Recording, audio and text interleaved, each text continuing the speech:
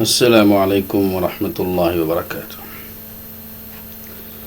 الحمد للہ رب العالمین والصلاة والسلام على رسوله سیدنا ونبینا محمد وعلى آلہ واصحابہ اجمعین، اما بعد فاعوذ باللہ من الشیطان الرجیم، بسم اللہ الرحمن الرحیم۔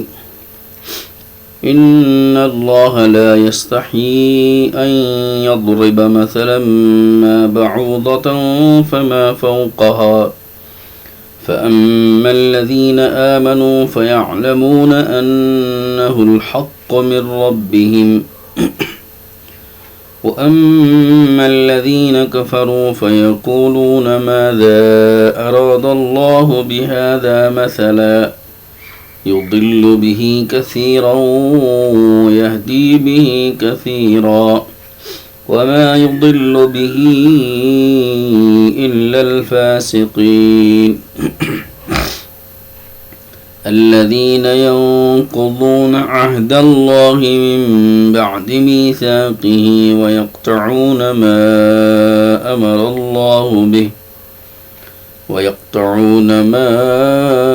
أمر الله به أن يوصل ويفسدون في الأرض أولئك هم الخاسرون۔ صدق اللہ العظیم۔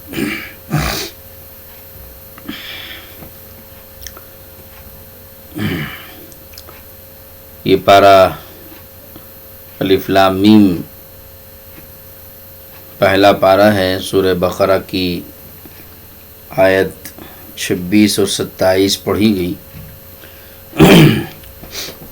اور یہ دراصل جو تفسیر کا سلسلہ مسجد ام الحسنین میں جو کئی سال سے جاری ہے، اور پچھلے آخری کے تقریباً 5 پاروں کی تفسیر مکمل کی گئی تھی، اور اس کے بعد سورہ بقرہ کا یہ آغاز ہوا تھا، تو اسی سلسلے کو آگے بڑھاتے ہوئے آپ کے سامنے چونکہ اس موقع پر مسجد میں لوگوں کا بڑی تعداد میں جمع ہونا حالات کے اعتبار سے مناسب نہیں ہے، تو اس وجہ سے یہ تفسیر آن لائن نشر کی جا رہی ہے، تاکہ لوگ اپنی اپنی جگہ پر رہتے ہوئے قرآن پاک کی اس تفسیر سے فائدہ اٹھا سکیں، اور جو سلسلہ قرآن پاک کی تفسیر کا مسجد میں چل رہا تھا وہ سلسلہ باقی رکھا جا سکے۔ تو محترم سامعین کرام، یہ آیت پڑھی گئی، ان آیات میں اللہ تعالی شانہ نے بعض منکرین اور مخالفین نے جو قرآن پاک کے کلام الہی ہونے پر اور اس وجہ سے اعتراض کیا تھا کہ اس میں بہت ہی حقیر اور ذلیل مثالیں بیان کی گئی ہیں، یعنی قرآن پاک قرآن ہونے پر اعتراض اس وجہ سے ہو رہا ہے کہ اس میں بڑی حقیر مثالیں آئی ہیں۔ گویا حقیر مثالوں کا ہونا قرآن ہونے کے منافی ہو گیا ان کے نزدیک، کہ اگر صاحب یہ اللہ کا کلام ہے اور یہ قرآن پاک اللہ کی کتاب ہے، تو پھر اس میں ایسی حقیر چیزوں کا ذکر کیوں آ گیا؟ کیونکہ اللہ کی ذات بڑی اونچی ہے، بڑی پاک ہے، اور بڑی وقار و عظمت والی ذات ہے، تو وہ اپنے کلام میں حقیر چیزوں کا ذکر کیوں کریں گے؟ تو لہٰذا اگر اس میں حقیر چیزوں کا ذکر آیا ہے تو پھر یہ کلام الہی نہیں ہونا چاہیے. یہ ان کا سوچنا ہے اور ان کا اعتراض ہے. وہ حقیر چیزیں کون سی ہیں؟ مثلاً مچھر کا تذکرہ ہے کہ اللہ تعالیٰ نے قرآن پاک میں مچھروں کی مثال بیان کی، اور اسی طرح سے مکھی کا تذکرہ ہے کہ مکھی کی مثال بیان کی. تو یہ مچھر کا اور مکھی کا تذکرہ ہونا اور ان کی مثالیں بیان کرنا، یہ اللہ تعالیٰ کے کلام کے مناسب نہیں ہے، ان کا سوچنا ہے. تو اللہ تعالیٰ شانو نے اس کا جواب دیا ہے.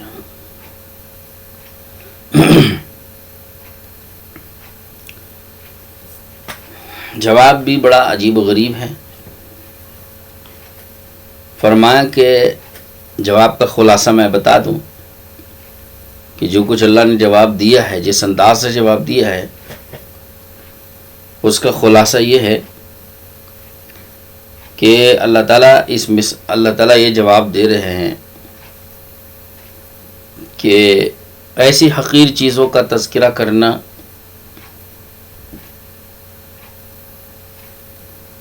اللہ کے لیے کچھ بعید نہیں ہے. اگر حقیر شے کی مثال دینی ہو، جس کی مثال دی جا رہی وہ خود بھی حقیر شے ہو، حقیر چیز ہو، اور ذلیل ترین آدمی ہو یا ذلیل ترین چیز ہو، تو اس کی مثال اگر دینا ہوتا ہے تو حقیر چیز ہی سے دی جائے گی. جو چیز حقیر چیز کی مثال اگر دینی ہے تو حقیر چیز سے دیں گے. ہاں، جس کی مثال دی جا رہی ہے وہ اگر کوئی بڑی چیز ہے تو بڑی چیز کے لیے مثال بڑی چیز سے دی جاتی ہے، لیکن حقیر چیز کے لیے اگر کوئی مثال دینی ہو تو حقیر چیز ہی سے دی جائے گی. تو یہاں جن مشرکین کی مثال دی جا رہی ہے تو وہ خود اللہ تعالیٰ کے نزدیک ایمان نہ ہونے کے سبب بے انتہا حقیر و ذلیل ہے، کیونکہ واضح دلائل آ جانے کے بعد بھی اللہ تعالیٰ کی وحدانیت پر، اللہ کے رسول صلی اللہ علیہ وسلم کی رسالت پر اور قرآن پاک کے کلام الہی ہونے پر واضح دلائل سامنے آ جانے کے باوجود بھی اگر وہ اللہ کو نہیں مانتے ہیں، اللہ کے ایک ہونے کو نہیں مانتے ہیں، اور رسول اکرم صلی اللہ تعالیٰ علیہ وسلم کی رسالت کو تسلیم نہیں کرتے ہیں، اور قرآن پاک کے اللہ کا کلام ہونے کو نہیں تسلیم کرتے ہیں، تو ظاہر ہے کہ ایسے لوگ باوجود یہ کہ وہ انسان ہیں اور باوجود یہ کہ بڑے عقل والے ہیں، بڑے سمجھدار ہیں، باوجود یہ کہ بڑی طاقت والے، قوت والے، ملک والے، مال والے، دولت والے، عزت والے، اور علم و عقل کے پہاڑ کو چھونے والے، علم و عقل کی چوٹیوں کو پہنچے ہوئے ہوں، لیکن جب اتنی ان کو سمجھ نہیں ہے کہ اللہ تعالیٰ کی توحید کو سمجھ سکیں، اللہ کے ایک ہونے کو سمجھ سکیں اور جان سکیں، اور اللہ کے رسول حضرت محمد الرسول اللہ صلی اللہ علیہ وسلم کے پیغمبر خدا ہونے کو تسلیم نہ کریں، سمجھ میں ان کو یہ بات نہ آئے، اور پھر اللہ کا کلام قرآن پاک کہ کلام الہی ہونے کو وہ نہ تسلیم کرے، نہ مانے، اور یہ بات ان کی سمجھ میں نہ آئے، تو ان سے زیادہ حقیر اور ذلیل کون ہوگا؟ اور جب ایسے حقیر اور ذلیل لوگ ہیں تو ان کی جو مثال بیان کریں گے تو ظاہر ہے کہ حقیر چیز کے ذریعے سے بیان کریں گے. حقیر لوگوں کی مثال بڑی اور عظیم اور عزیز اور بہترین اور عمدہ چیزوں کے ذریعے سے نہیں دی جائے گی.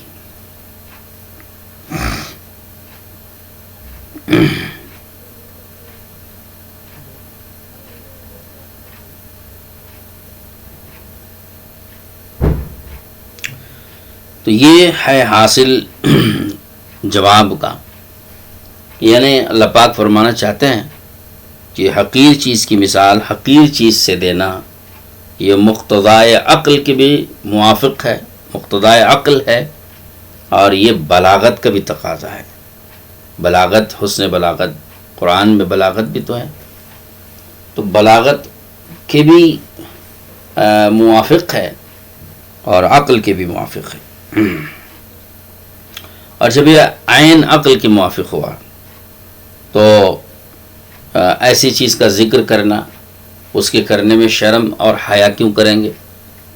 حقیر شے کی مثال کو حقیر چیز سے دینا جب عین عقل کے اور بلاغت کے تقاضے کے مطابق ہے تو پھر اس کو بیان کرنے میں شرم کیوں محسوس کریں گے، حیا کیوں محسوس کریں گے؟ تو اللہ تعالیٰ ایسی چیزوں کے تذکرے سے نہیں شرماتے اور حیا نہیں کرتے.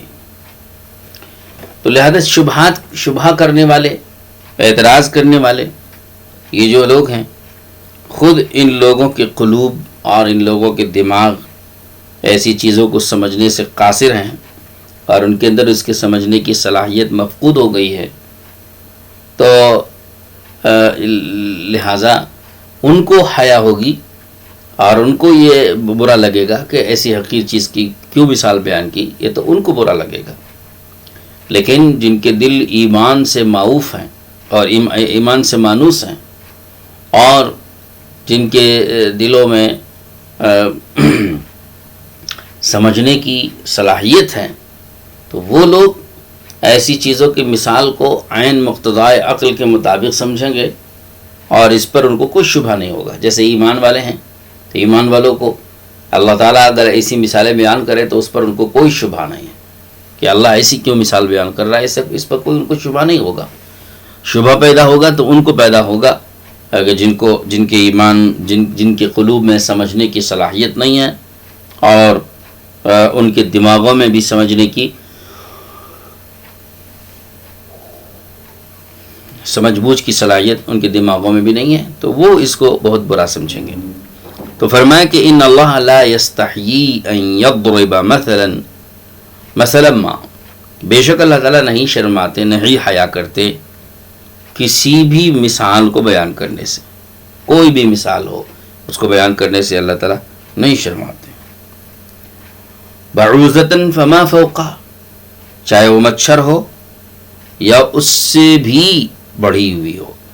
فما فوقہ کا مطلب، فوق کے معنی تو اوپر کے آتے ہیں، فما فوقہ کا معنی ہوا کہ مچھر سے اوپر سے یہاں مراد اوپر درجے کی چیز نہیں بلکہ ذلت میں اس سے بھی بڑھ کر، ذلیل اور حقیر ہونے میں مچھر سے بھی بڑھی ہوئی.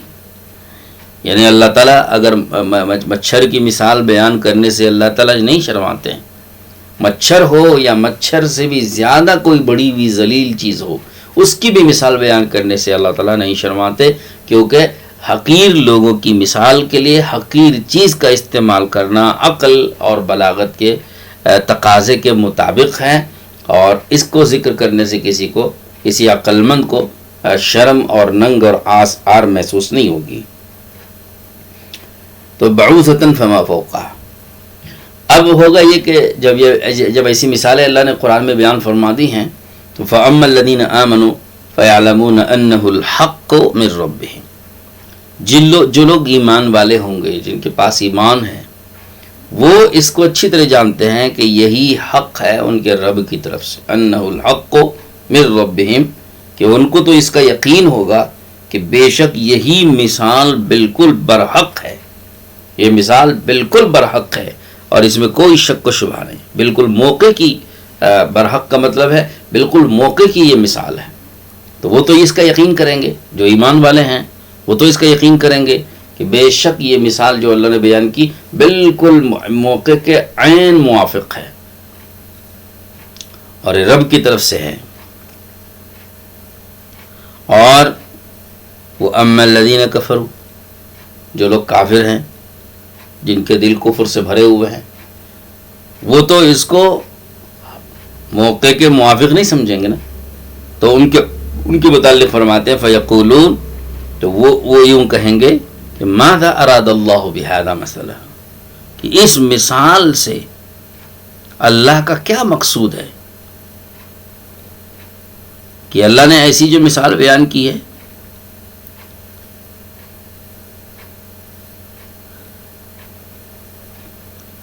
تو اس سے اللہ کا کیا مقصود ہے؟ اس حقیر مثال کو ذکر کرنے سے اللہ کا کیا مقصد ہے؟ کیا اللہ نے ارادہ کیا اس کے ذریعے اللہ کیا بولنا چاہتے ہیں؟ یعنی گویا ان کو ایک شک ہے اور شبہ ہے، اور اس مثال کے بیان کرنے کو وہ عقل سے بعید سمجھتے ہیں، اور اس کو نامناسب سمجھتے ہیں، موقع کے مخالف سمجھتے ہیں کہ یہ بے موقع اللہ نے گویا بات کہی دی، نعوذ باللہ۔ تو کیا اس مثال سے اللہ کیا بولنا چاہتے ہیں؟ یعنی گویا یہ موقع تھا نہیں کہ ایسی مثال بیان کریں، تو یہ ہماری سمجھ میں نہیں آ رہا ہے کہ اس مثال کو یہاں بیان کرنے سے اللہ کا کیا مقصود ہے۔ کوئی یہ موقع کی بات تو نہیں تھی، بے موقع مثال بیان کر دی ہے، نعوذ باللہ۔ اس طرح ان کو اعتراض ہوگا اور اس طرح وہ شبہ ظاہر کریں گے۔ جو لوگ کافر ہیں ان کے متعلق یہ بات کہی جا رہی ہے، یضل بہ کثیرا ویہدی بہ کثیرا۔ اللہ تعالیٰ نے فرمایا کہ اس کے ذریعے سے اللہ بہت سے لوگوں کو گمراہ کرتے ہیں اور بہت سو کو اس سے ہدایت دیتے ہیں۔ یعنی ایسی مثالیں جب آتی ہیں تو اس کا لازمی اثر یہ ہوگا کہ جو ایمان والے ہیں ان کا تو ایمان بڑھے گا، کیونکہ وہ اس پر ایمان لائیں گے اور یہ کہیں گے کہ برملا کہیں گے کہ بالکل موقع کی بات اللہ نے فرمائی ہے اور بالکل صحیح موقع سے اللہ نے یہ مثال بیان کی ہے، تو ان کو اس مثال پر یقین بڑھے گا اور اس پر وہ اپنا تصدیق بھی کریں گے کہ اللہ نے بالکل بر موقع یہ بیان کیا ہے، تصدیق کر رہے ہیں کہ بالکل صحیح بیان کیا، بر موقع بیان کیا، تصدیق کریں گے، تائید کریں گے، اس کی وجہ سے ان کا ایمان بڑھ جائے گا۔ اور کافر جو لوگ ہیں ان کو وہ کیا ہوگا کہ وہ اس پر اعتراض کریں گے، ان کا شبہ بڑھے گا۔ جب شبہ بڑھے گا تو پہلے سے تو کفر تھا ہی ان کے پاس، اب اس پر مزید شبہ کر کے ان کے کفر میں اضافہ ہو گیا۔ تو یضل بہ کثیرا ویہدی بہ کثیرا کا یہی مطلب ہے کہ ایک طبقہ تو اس سے ہدایت پا گیا، اس کی ہدایت میں اضافہ ہو گیا، وہ ہے ایمان والوں کا طبقہ، اور ایک طبقہ اس سے گمراہ ہو گیا، یعنی انہوں نے شک کر کے شبہ کر کے پہلے سے جو ان کے دل میں بے ایمانی تھی اس میں اضافہ ہو گیا، تو بے ایمانی میں اور کفر میں وہ آگے بڑھ گئے نہ مان کر کے۔ تو ایک ہی چیز ایک طبقے کی ہدایت کے ذریعہ بن رہی ہے، دوسرے طبقے کی گمراہی کا ذریعہ بن رہی ہے۔ اب سوال یہاں پیدا ہوتا ہے کہ صاحب ایک ہی چیز ہدایت دینے والی بھی اور ایک ہی چیز گمراہ کرنے والی بھی کیسے ہو جائے گی؟ یہ دراصل اس سے فائدہ اٹھانے والوں کے اختلاف سے مختلف ہوتی ہے۔ اس سے فائدہ اٹھانے والے، یعنی اگر کسی مثال کی آیت، قرآن پاک کی کسی آیت سے کچھ لوگ اگر صحیح فائدہ اٹھا رہے ہیں تو ان کو ملے گی ہدایت، اور انہی آیتوں سے کوئی غلط مطلب نکال رہے ہیں اور اس میں شک و شبہ ظاہر کر رہے ہیں تو وہی آیتیں ان کی گمراہی کا ذریعہ بن گئیں۔ تو یہ اس طرح سے ایک آیت یا قرآن پاک کی ایک چیز وہ کسی کی ہدایت کا اور کسی کی گمراہی کا ذریعہ بن سکتی ہے۔ دو متضاد کیفیتیں ایک چیز سے پیدا ہو سکتی ہیں، اور یہ دو متضاد چیزیں اور دو مختلف چیزوں کا پیدا ہونا دراصل لوگوں کے اختلاف سے ہے۔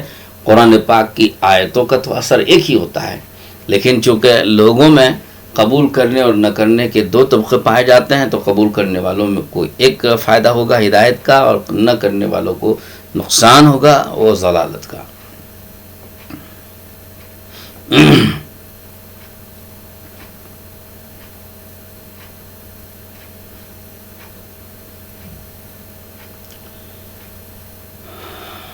وما يضل به الا الفاسقين، اور فرماتے ہیں کہ صاحب اس سے گمراہ نہیں ہوتے مگر وہی لوگ جو فاسق ہیں۔ یہ گمراہ نہیں کرے گا، یعنی اس مثال کے ذریعے سے گمراہ نہیں ہوتے مگر وہی لوگ جو فاسق ہیں۔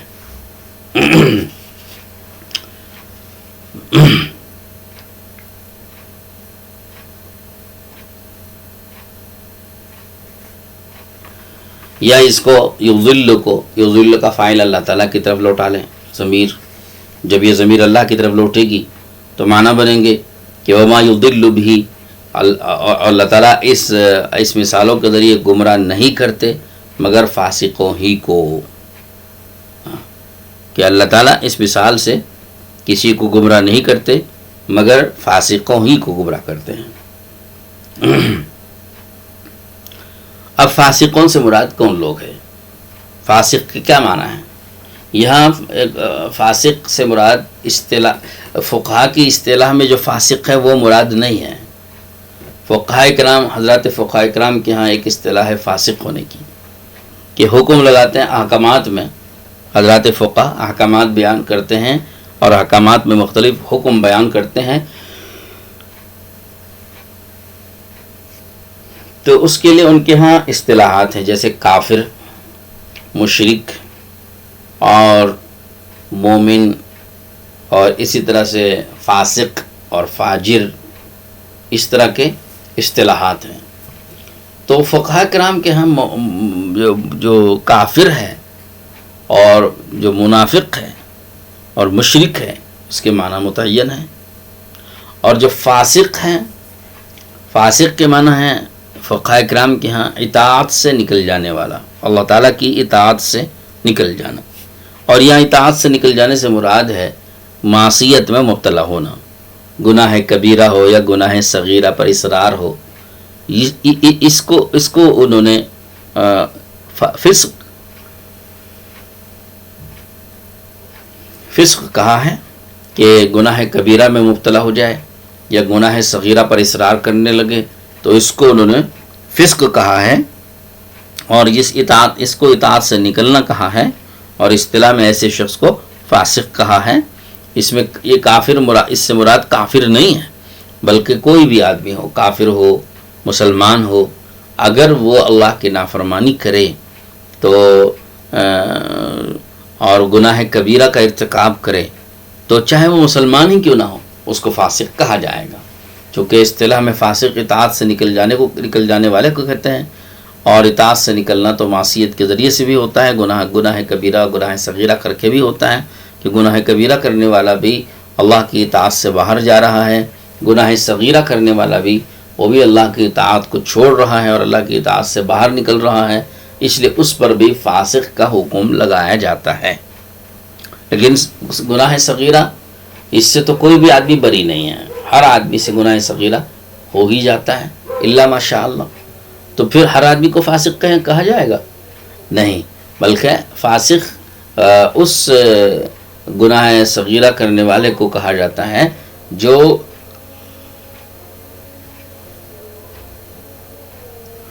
گناہ صغیرہ پر اصرار کرے، مصر ہو، بار بار اس کو کرتا ہو اور توبہ بھی نہ کرتا ہو، تو ایسا شخص کو فاسق ہونے کا حکم لگاتے ہیں. ورنہ محض ایک آدھ دو دفعے گناہ کے صغیرہ کا ارتکاب کر لینے والے کو فاسق ہونے کا حکم نہیں لگایا جاتا. ہاں، گناہ کبیرہ کا مرتکب جو ہے اس پر فاسق ہونے کا حکم لگا سکتے ہیں. دوسرا ایک لفظ ہے اصطلاحی جو فاجر کا میں نے عرض کیا تھا. فاجر کہتے ہیں وہ بھی گناہ کرنے والا، گناہ کبیرہ ہو یا صغیرہ، لیکن کھلم کھلا کرنے والا. جب گناہ کھلم کھلا وہ کرے گا تو اس پر حکم فاجر کا لگتا ہے، تو اس کو فاجر کہا جائے گا. علانیہ اور پوری جرت اور ڈٹائی کے ساتھ گناہ کا ارتکاب کرے، گناہ کبیرہ کرے یا گناہ صغیرہ بار بار کرے تو اس پر فاسق کے علاوہ فاجر ہونے کا بھی حکم لگائیں گے. تو یہ تو فقہاء اکرام کی اصطلاح میں فاسق اور فاجر ہوا. مگر قرآن پاک میں یہاں فاسقین کا جو لفظ بولا گیا ہے اس سے مراد یہ فقہاء اکرام کی اصطلاح نہیں ہے، بلکہ یہاں فاسق سے خاص معنی مراد ہے، اور وہ ہے کافر. اطاعت سے نکل جانے سے مراد، کیونکہ فسق کا معنی اللہ کی اطاعت سے باہر نکل جانا، تو فاسق ہر اس شخص کو کہیں گے جو اللہ کی اطاعت سے باہر نکل جائے. لہذا یہاں پر بھی اللہ کی اطاعت سے باہر نکلنے والا، اور اس میں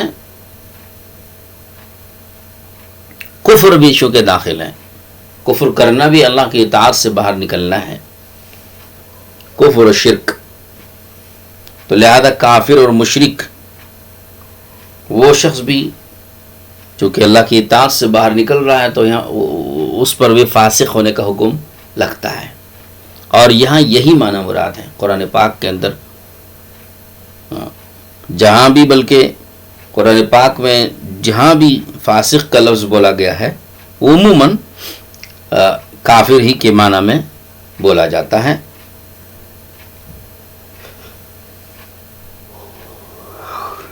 تو وما یضل بہ الا الفاسقین کا مطلب اللہ تعالیٰ ایسی مثالوں کو بیان کر کے فاسقوں ہی کو، یعنی کافروں ہی کو گمراہ کرتے ہیں، کیونکہ کافر ہی لوگ ایسی مثالوں پر اعتراض کر کے شک و شبہ میں مبتلا ہوتے ہیں، جس کی بنا پر ان کا جو ہے کفر بڑھ جاتا ہے اور گمراہی ان کی بڑھ جاتی ہے۔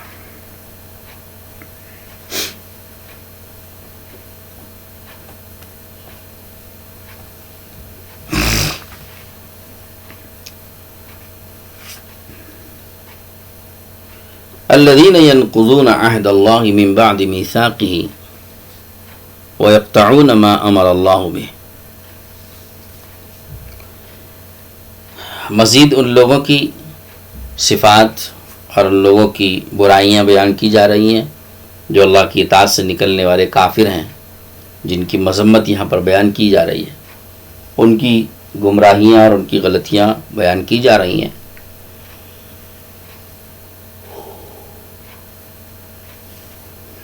فرماتے ہیں کہ یہ لوگ وہ لوگ ہیں جو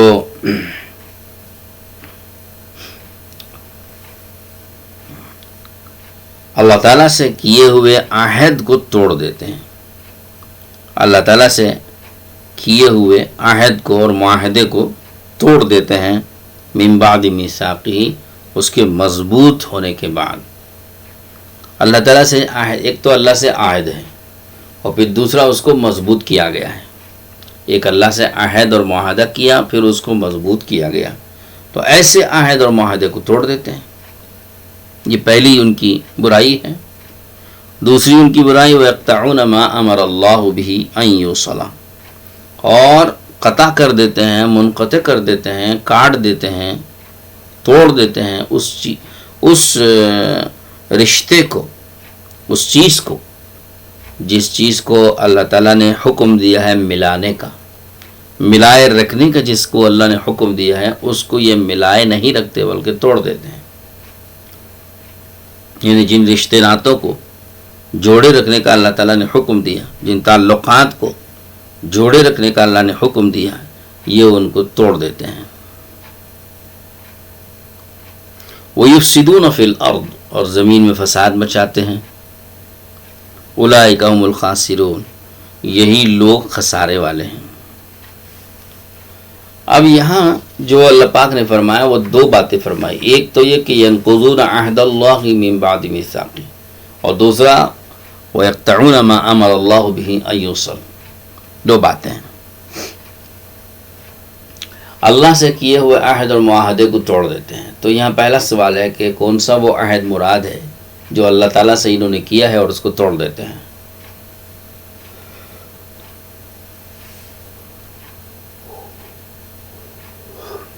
عہد اور معاہدہ یہ ایسے معاملے کو کہتے ہیں جو دو شخصوں کے درمیان میں وجود میں آتا ہے۔ دو شخصوں کے درمیان میں ایک معاملہ جو وجود میں آتا ہے اس کو عہد اور معاہدہ کہا جاتا ہے۔ من بعد میثاق ہی، میثاق کا مطلب ہے، میثاق ایسے معاہدے کو کہتے ہیں جس معاہدے کو قسم کے ذریعے سے مضبوط اور مستحکم کیا گیا ہو۔ قسم اگر کھا لی گئی ساتھ میں، قسمیہ کا معاہدہ قسمیہ ہوا، آپس میں دونوں نے معاہدہ کیا اور اس معاہدے میں قسم کو شامل کر کے قسمیہ اور حلفیہ بیان دیا، حلفیہ طور پر اور قسمیہ طور پر معاہدہ کیا، تو اس کو میثاق کہتے ہیں۔ کہ معاہدے کو اگر قسم کے ذریعے سے مضبوط اور مستحکم کیا جا رہا تھا، اس کا نام ہے، اس کو کہتے ہیں میثاق۔ تو اللہ فرماتے ہیں کہ ینقضون عہد اللہ من بعد میثاق، میثاق ہونے کے بعد، یعنی قسم کھا کر ایک معاہدے کو مضبوط کر دینے کے بعد اس معاہدے کو خود ہی توڑ دیتے ہیں۔ یہ پہلی ان کی مذمت اور برائی ہے۔ اب یہاں پر سوال ہے کہ وہ کون سا معاہدہ یہاں مراد ہے جو بندوں نے اللہ سے کیا اور اس کو مضبوط کیا تھا؟ تو علماء نے یہ فرمایا کہ اس معاہدے سے مراد عہد الست ہے۔ عہد الست، عہد الست کیا ہوتا ہے؟ حدیث پاک میں اس کی تشریحات موجود ہیں کہ جب اللہ تعالیٰ نے ازل میں جب انسانوں کی روحوں کو جمع کیا تھا ایک میدان میں، اور ساری روحیں جب جمع تھیں تو اس موقع پر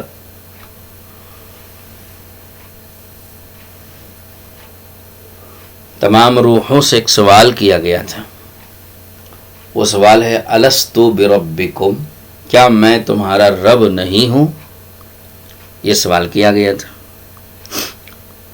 ساری روحوں نے بیک آواز جواب دیا تھا، بلا، کیوں نہیں، آپ تو یقیناً ہمارے رب ہیں۔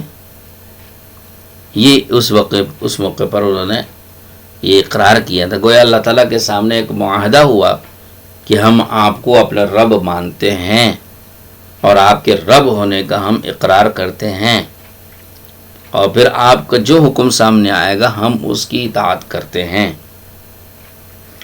تو گویا ایک قسم کا معاہدہ ہوا۔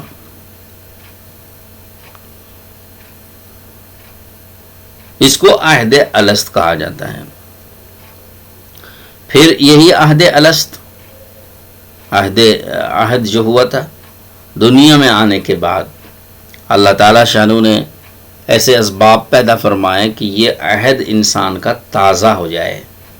چنانچہ حضرات انبیاء اکرام علیہ السلام کو اللہ نے بھیجا، آسمانی کتابیں نازل فرمائیں، اور مختلف داعیوں کو اور اللہ کی طرف بلانے والوں کو اللہ تعالیٰ بھیجتے رہے، اور ان سب نے وہی عہد اور معاہدہ پکا کرایا، پختہ کرایا، مضبوط کروایا اپنی محنتوں کے ذریعے سے، اور اس کی تجدید کرائی، یاد دہانی کرائی۔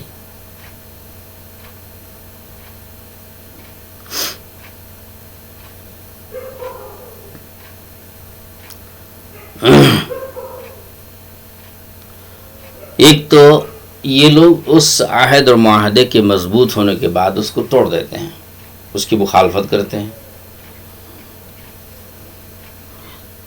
توڑ دیتے ہیں کا مطلب یہ کہ یہ معاہدہ وہاں اوپر ہوا تھا عہد الست میں، اور میدان الست میں اس وقت میں اللہ تعالیٰ نے یہ عہد لیا تھا،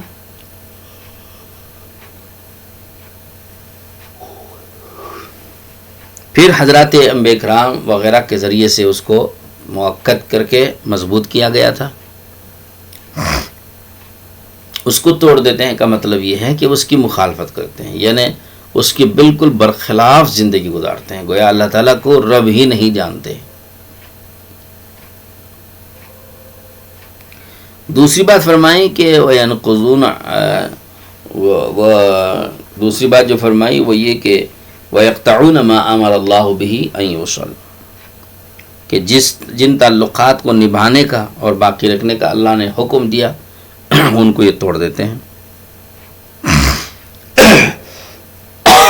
اب ان تعلقات میں کون سے تعلقات مراد ہیں؟ تو علماء نے فرمایا کہ ایک تعلق تو بندے اور اللہ کے درمیان کا تعلق ہے، جس کے جوڑے رکھنے کا اللہ نے حکم دیا کہ ہر بندہ اپنا تعلق اللہ سے قائم رکھے، اللہ پر ایمان لائے، ایمان رکھے، اور اللہ تعالیٰ کے ہر حکم کو جو ہے وہ بجا لائے۔ تو یہ تعلق باقی رکھنے کا جو اللہ نے حکم دیا ہے، تو یہ تعلقات کو توڑ لیتے ہیں، یعنی اللہ تعالیٰ سے تعلق کو وابستہ کرنے کے بجائے اللہ سے منقطع ہو رہے ہیں۔ اور اسی طرح سے ایک تعلق انسان کا رسول اللہ صلی اللہ علیہ وسلم سے بھی ہے، نبی ہونے کی حیثیت سے آپ کو نبی مانتے ہیں اور آپ کی سنتوں کو اپنے لیے ہدایت کا ذریعہ سمجھتے ہیں، تو اس تعلق کو باقی رکھنا چاہیے اور اللہ کے نبی صلی اللہ علیہ وسلم کی سنتوں کا اتباع کرنا چاہیے۔ تیسرا تعلق ہے ایک انسان کا اپنے ماں باپ کے ساتھ، تو انسان کو یعنی اولاد کو اپنے ماں باپ سے بھی تعلق کو نبھائے رکھنا چاہیے، اور ماں باپ کے ساتھ اپنے تعلقات کو استوار، درست اور مضبوط رکھنا چاہیے۔ اس کا حکم اللہ تعالیٰ شانو نے دیا ہے، مگر یہ لوگ اس تعلق کو توڑتے ہیں تو گویا نافرمانی میں مبتلا ہوتے ہیں، اللہ کی نافرمانی میں، رسول کی نافرمانی میں مبتلا ہوتے ہیں۔ اسی طرح سے ایک تعلق ہوتا ہے انسان کا اپنے عزیز و قارب رشتہ داروں کے ساتھ، اس کو بھی یہ لوگ توڑ دیتے ہیں کہ رشتہ داروں کے ساتھ جو رشتہ اور تعلق باقی رکھنے کا حکم دیا گیا تو اس حکم کی خلاف ورزی میں یہ چلتے ہیں اور رشتوں کو نہیں نبھاتے، توڑ دیتے ہیں تعلقات۔ تو غرض انسان کا انسانوں کے ساتھ تعلق مختلف جو ہے طریقوں سے ہوتا ہے، پڑوسیوں سے بھی تعلق ہوتا ہے، بچوں سے بھی تعلق ہوتا ہے، بیوی سے بھی تعلق ہوتا ہے، ماں باپ سے بھی تعلق ہوتا ہے، اور اپنے ایمان والے بھائیوں سے بھی تعلق ہوتا ہے، غیروں سے بھی تعلق ہوتا ہے۔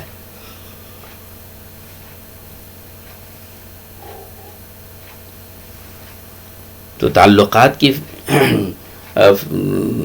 ایک لمبی فہرست ہے۔ تو سارے تعلقات جو جائز تعلقات ہیں وہ یہاں اس میں داخل ہیں، اور البتہ ناجائز تعلقات وہ اس میں داخل نہیں ہیں، صرف جائز تعلقات جو ہے وہ باقی ہیں، کیونکہ جائز تعلقات کو باقی رکھنے کا حکم اللہ تعالیٰ شان نے دیا ہے۔ لیکن اس کو اگر باقی نہیں رکھتے تو گویا جس کا حکم اللہ نے دیا ہے اس کی خلاف ورزی کرتے ہیں۔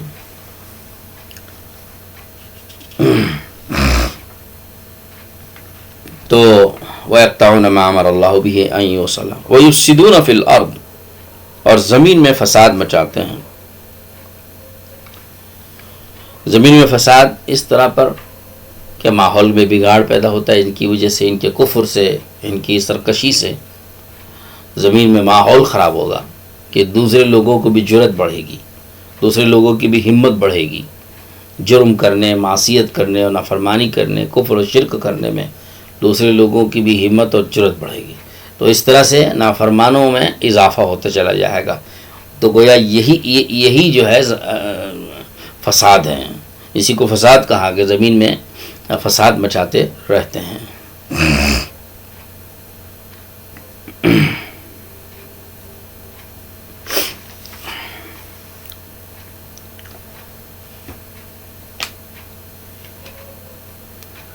تو یہ ان آیات کی مختصر سی تفسیر ہے۔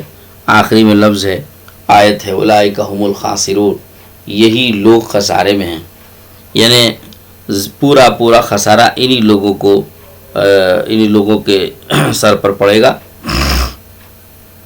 کہ دنیا کی راحت اور آخرت کی جو نعمتیں ہیں وہ یہ سب جو ہے ہاتھوں سے نکل جائیں گی۔ دنیا میں راحت ملتی تھی، سکون ملتا تھا، برکت ہوتی تھی، اور آخرت میں ان لوگوں کو بہت سارے انعامات ملنے تھے۔ تو اب چونکہ انہوں نے اللہ کے ان احکامات کی پیروی نہیں کی ہے تو اس وجہ سے یہ لوگ بڑے خسارے میں رہیں گے، نہ ان کو دنیا میں اس کے فائدے پہنچیں گے اور نہ آخرت میں اس کا کوئی فائدہ ان کو پہنچے گا، بلکہ اس تمرد اور سرکشی اور مخالفت کی بنا پر ان لوگوں کو سزائیں بھی دی جا سکتی ہیں دنیا میں، اور آخرت میں تو سزائیں ہیں ہی۔ تو اولئک هم الخاسرون، یہی لوگ خسارے میں ہیں۔ تو یہ چند دو آیتیں تھیں جس کی تشریح مختصر سی آپ کے سامنے عرض کی گئی۔ دعا فرمائیے اللہ تعالیٰ سے کہ اللہ تعالیٰ ہم سب کو عمل کی توفیق نصیب فرمائیں، اور قرآن پاک سے تعلق اور اس کے سمجھنے اور سمجھانے کا اللہ تعالیٰ ہمیں اس کی جو ہے توفیق نصیب فرمائے۔ وآخر دعوانا ان الحمد للہ رب العالمین۔ اللہم صلی علی سیدنا محمد وعلی آل سیدنا محمد وبارک وسلم۔ ربنا ظلمنا انفسنا وإن لم تغفر لنا وترحمنا لنكونن من الخاسرین۔ اللہم انا ضعفاء فقو فی رضاک ضعفنا وخذ إلى الخیر بنواصینا واجعل الاسلام منتهى رضائنا اللهم اكفنا بما اللهم اكفنا اللهم لا تكلنا إلى أنفسنا طرفة عين فإنك إن تكلنا إلى ضعف وخطيئة وذنب وعورة وإنا لا نثق إلا برحمتك ربنا تقبل منا ما كان صالحا وأصلح لنا ما كان فاسدا سبحان ربك رب العزة عما يصفون وسلام على المرسلين والحمد لله رب العالمين.